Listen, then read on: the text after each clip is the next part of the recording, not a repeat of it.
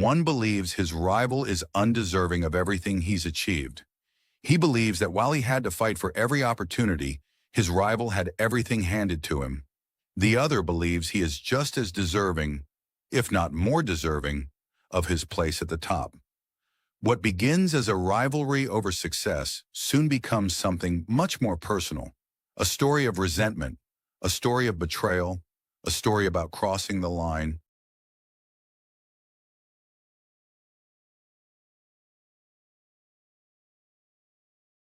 This is Victor Sterling. He has just earned himself a shot at the World Championship, a huge opportunity for a man who has spent his entire life believing that everything must be earned. Let's hear what he has to say. I grew up with my father, a trucker who worked every day to give me a better life. He taught me that if you want something, you earn it. That's why I have a problem with Luca Devereaux. Luca was born into a wrestling family. He had opportunities handed to him that people like me had to fight for. So, Luca, call me bitter. Call me jealous, I don't care. But when I step into that ring for my World Championship opportunity, I'm going to prove that I belong there. Oh boy, let's see what Luca has to say, because I don't think he's just going to let this one slide. Victor Sterling loves to talk about how hard he had to work. And I respect that. But here's what Victor doesn't understand. Having a family name doesn't mean the work is done for you. Yes, my family gave me opportunities. I'm not going to lie about that. But they didn't win my matches, they didn't take my bumps, they didn't earn my victories. I did. Victor thinks because his life was harder, he's somehow more deserving than me. That's not how this business works. So Victor, you earned your championship opportunity. Congratulations. But don't confuse getting an opportunity with being good enough to win it. Because when that bell rings, my family name won't be fighting you, I will. Later, we see these two in the hallway. Luca, you really don't get it, do you? You keep talking about how your family name doesn't matter, but you've had doors opened for you your entire life. Well, I wasn't the one who told your dad to become a trucker, was I? You're gonna regret saying that. Things between Victor and Luca were getting more heated by the day, and Victor wasn't about to wait for their eventual showdown. During Luca's next match, Victor appeared at ringside. He didn't touch Luca. He didn't attack him. He simply stood there, watching and taunting him. And it worked. Luca became distracted, lost his focus, and eventually lost the match. Victor hadn't laid a finger on him. He had simply gotten inside his head. Later that night, Victor Sterling challenged Catrixx for the World Championship, but Luca Devereaux had other plans. He jumped the barricade and punched Catrixx off the apron before rolling into the ring. He caught Victor with a crucifix pin, then nailed him with a diamond cutter. With Luca interfering, the match was thrown out and ended in a no contest. Things just seemed to be getting worse between these two. The following week, nobody had heard from Victor Sterling. Luca, however, didn't seem concerned. He arrived at the arena in his orange sedan and went about his night as usual. Later, Luca competed in a match, and for once, there was no interference. He won. After the match, Luca spoke about the car he had arrived in, explaining what it meant to him and how it had been given to him by his grandfather before he passed away.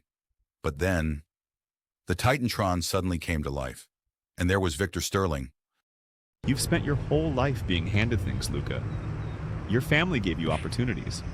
Your grandfather gave you that car, and you still think you earned everything yourself. You want to know where I've been? I've been thinking about what you said to me. You told me I should be grateful for what I have. Well, Luca, I'm about to show you exactly what it feels like to have something taken away from you. Oh my God, Victor is destroying Luca's car.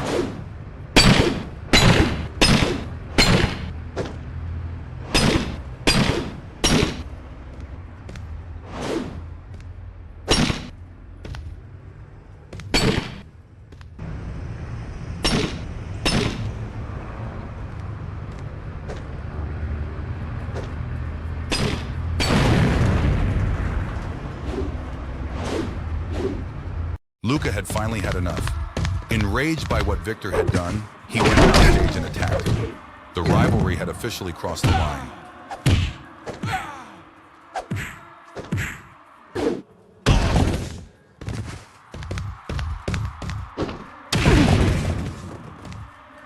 After weeks of attacks, interference, and betrayal, Victor and Luca finally sat down to sign the contract.